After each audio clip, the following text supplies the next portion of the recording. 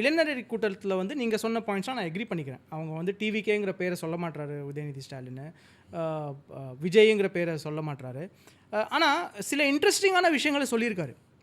First விஷயம் அதில் எனக்கு ரொம்ப இன்ட்ரெஸ்டிங்கான இது வந்து ஏன் நிறைய பேர் பேசலைங்கிறதும் எனக்கு ரொம்ப ஆச்சரியம். நம்ம பேசுகிறோம். கரெக்ட்.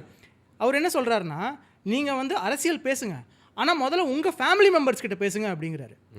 அப்படின்னா it is a tacit approval, it's a tacit acceptance that அவங்க திமுக ஃபேமிலியிலேயே வந்து டிவிகேக்கு தான் ஓட்டு போட்டிருக்காங்க அப்படின்னு. புரியுதா உங்களுக்கு? புரியுது. ஸோ இதை வந்து நம்ம முன்னாடி நம்ம வீடியோலையும் பேசியிருக்கோம். எத்தனை திமுக குடும்பங்களில் வந்து அவங்க குடும்பங்கள் இருக்கிறவங்களே வந்து திமுக ஓட்டு போடுவாங்களா, பூத்தில் ஓட்டு கிடைக்குமாங்கிற மாதிரி ஒரு டவுட் இருக்குது பூத் லெவல் ஒர்க்கர்ஸ்க்குங்கிற மாதிரி நம்ம பேசியிருக்கோம். அதை வந்து திரு உதயநிதி ஸ்டாலின் அவர்கள் வந்து தன்னுடைய ஸ்பீச்சில் வந்து உறுதி செஞ்சுருக்காரு. பாலிடிக்ஸ் முதல்ல உங்கள் ஃபேமிலி கிட்ட பேசுங்க. அப்புறம் என்ன சொல்கிறாருன்னா, அரசியல் படுத்த வேண்டிய அவசியம் இருக்குது. நம்ம வந்து யங்ஸ்டர்ஸ் கிட்ட என்ன மாதிரியான கண்டென்ட், உதயநிதி ஸ்டாலினும் ஸ்டாலின் ரெண்டு பேரும் ஜென்சி கிட்ட போக வேண்டிய அவசியம் இருக்குது.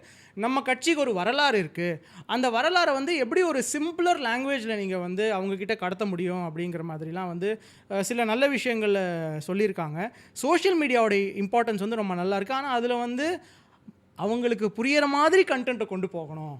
சரியா? நீங்கள் ரொம்ப ஐடியாலஜிக்கலான கண்டென்ட்டை கொண்டு போனீங்கன்னா மேபி அவங்களால என்கேஜ் பண்ண முடியாது. ஸோ நீங்கள் அவங்க டைஜஸ்ட் பண்ணுற விதத்தில் கொண்டு போனோம் அப்படிங்கிற